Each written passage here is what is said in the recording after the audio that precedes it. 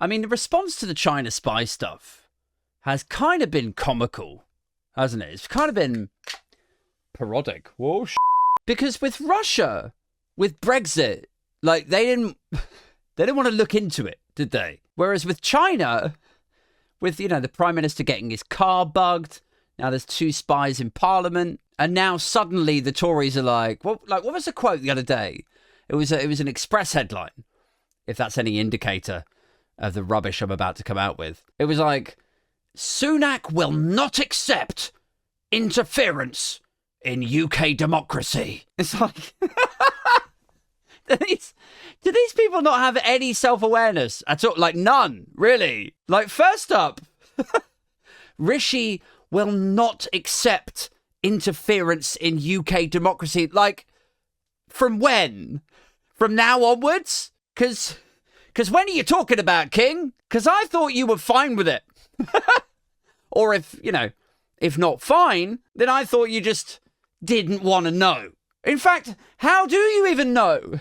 How do you suspect who is or who is not interfering with UK democracy? You're too scared to go looking, remember? That was the whole reason you didn't investigate.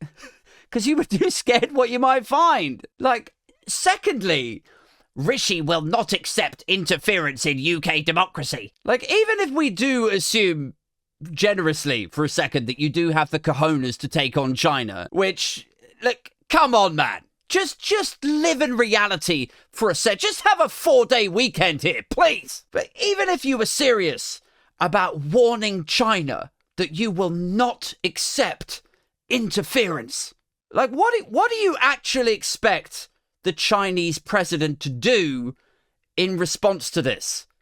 Like, really?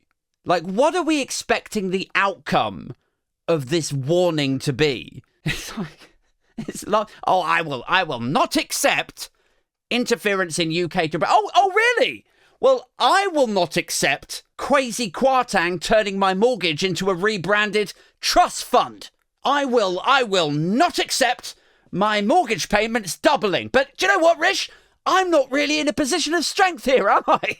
I'm not in a good bargaining position to not accept what is definitely going to continue to happen to me, regardless of my non-acceptance. I mean, the whole thing made little to no sense to me anyway. Like, this whole, like, you know, oh, they're doing spy balloons, they're hacking your phone with TikTok, as Huawei, they're bugging his car, they're putting spies in the House of Commons. Like, wouldn't it just be easier if they wanted to gain influence over British politics, if they wanted to influence what policies are rolled out or gain intel in terms of what's coming up or whatever, wouldn't it just be easier and significantly cheaper if they just did what everybody else does and cut a check for 20 grand and gave it to CCHQ? Like, did nobody tell them?